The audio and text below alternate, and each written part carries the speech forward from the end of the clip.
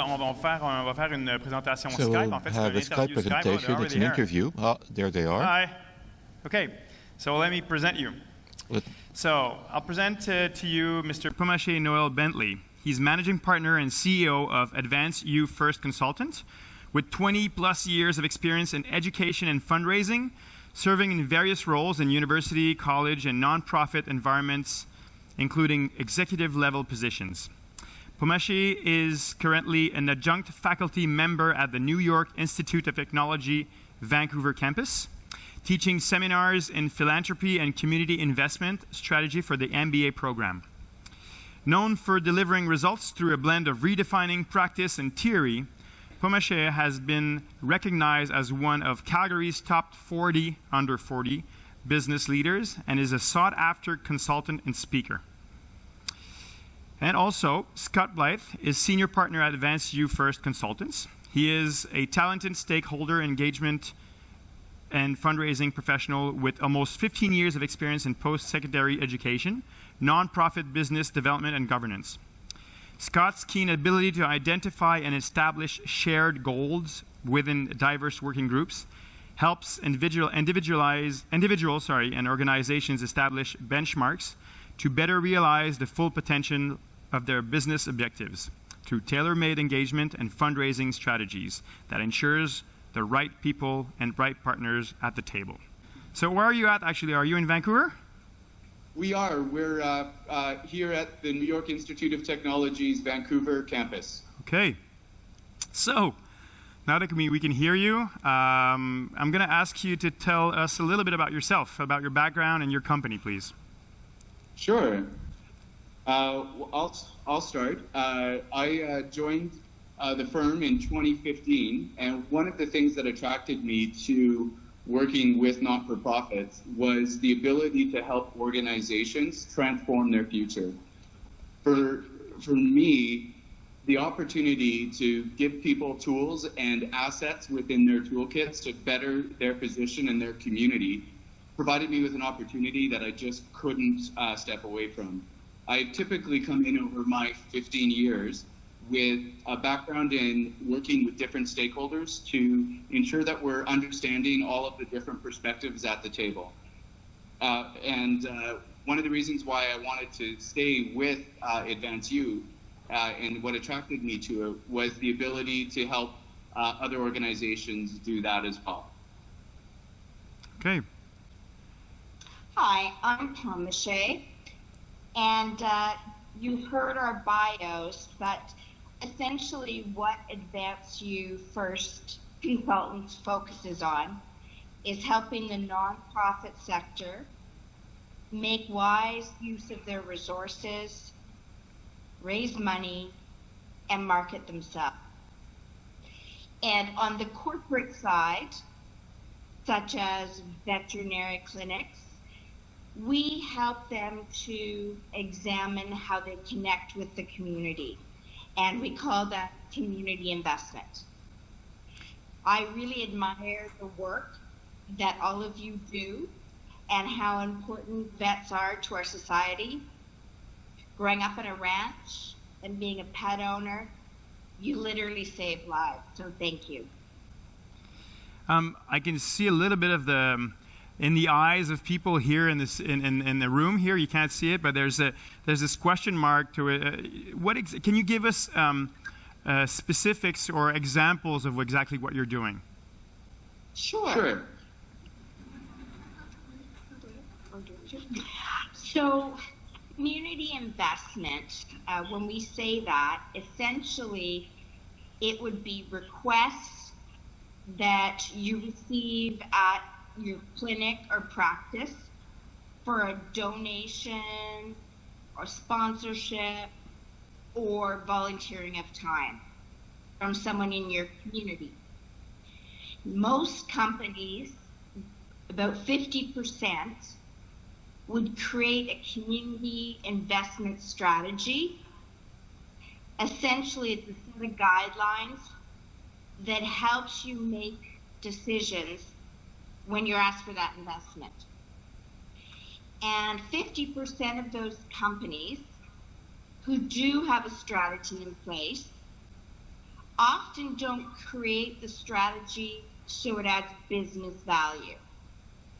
And that's where we come in. We work with the team to ensure what money you invest in the community comes back to your company by engaging employees, increasing your profit, helping your clinic or practice have a better reputation, particularly in a community that is competitive, and that in doing all this, you're doing good for the community. Okay, so does that help? I think it does. Does it help? Does it help? You understand better? So, what are the top benefits of community engagement and investment? Yeah, I think you touched already on what you were saying a bit. What are the reaps of doing this? But what are the top benefits? Well, we certainly think that some of the top benefits, and there are many, as many as the business goals that you have, it's really about making sure that we're creating alignment with business goals in ways that allow for you to increase your business, whether that's through capacity building or that's working with agencies and not-for-profit groups that can actually help you in the community. It becomes a reciprocal relationship where we're together. We can devise a strategy that clearly connects what you're doing in your clinic, what your staff are doing every day on the front line, and what you're doing as veterinarians, with the work and where you live, in the communities that you live and you work. And it's about tying all of those together. So in a practical application, why it should be important is potential employees look to a company and they do evaluate not just the role they're being offered, but what that organization does in the community. How does it make a potential employee feel about the personality of your clinic versus working for another clinic? So it helps you compete more effectively for employees, but also to have a spirit of something bigger than the company, than each individual, that you come together as an employee group and support your community as well as supporting your business. So in our experience, a lot of the veterinarian clinics that are out this way are typically smaller shops, but they're growing, they're coming together, there's changes that are happening across the industry. And part of understanding how to build those together and transition it from what you as the owner of a clinic believe in to what you and your employees come together to build a strategy that actually allows for you to do good in the community while increasing your profitability and your ability to increase your regard and your reputation in the market. Okay, so give me some practical steps that veterinarian can actually take to engage with community investment. Mm-hmm. So there's many choices, but you could look at, for example, a volunteering opportunity where the staff of the clinic may go to an area that has or a facility that has people that have mental health challenges. And we know there's a direct connection between mental wellness, in particular depression and anxiety, in connection with animals. So if the staff were to take their own animals, which they know, and volunteer on a Saturday at, your local mental health association, that would be a significant benefit. And then you write articles for the community, or maybe if there's enough of you, the media may pick up on this opportunity. So by doing good, you're also getting public relations and people becoming to know that you give to the community in addition to your professional service. Obviously, it's not a one-off initiative. You have to plan out a series of opportunities and causes. So, to give you an example, that would align with your business, or donating hours to the SPCA for pets. But a veterinary clinic supporting the cure for cancer, while incredibly important, has no logical connection to furthering what your business stands for and what your employees do. Scott, Okay. do you want to add anything? Does that help in a practical sense? It does. I think that we can. Are there some people who have questions that they would like to ask? Sure. There's some questions. One question, maybe? No. No. Everybody seems to understand pretty much. So just to be clear, how does how does that change the image of a veterinarian if he starts to do community investment? That's a great question. One of the things with a community investment strategy that is defined, as we said earlier, it's connected to the business goals.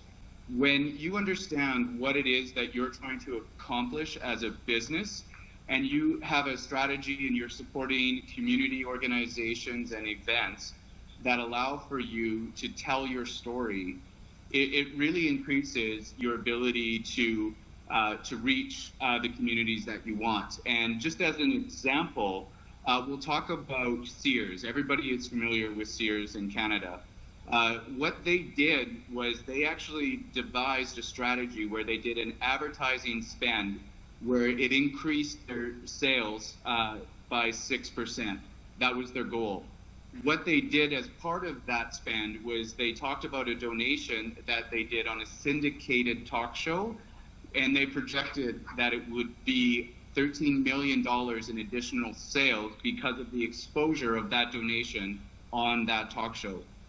What it ended up doing at the end of the fiscal year was it turned into $40 million in additional sales for Sears, because they were able to clearly articulate how their donation not only had an impact in the communities in which they lived and worked, it spoke to people in a way that was very personal, and it increased that brand and that loyalty, and it turned into a projected, or from a projected sales of 13 million to 40 million for that particular campaign.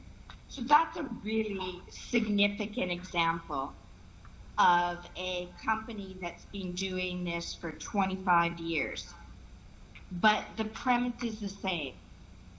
If your clinics do good work and you make a donation or you volunteer time and that news story is picked up, or people know about in the community, or you write in your newsletter about it, it's going to impact people's thoughts of what your clinic does. And next time when they have a choice, they move to a different location and a vet's closer by, if they have a personal feeling towards you, they may choose to stay with your clinic. So everybody wins. Yes. Exactly. Thank you so much. Thank you so much. That's all the time we have. So thank you for being with us and bearing with the technology with us. Thanks. Our pleasure. Thank you. Thank you. Bye-bye. Bye-bye.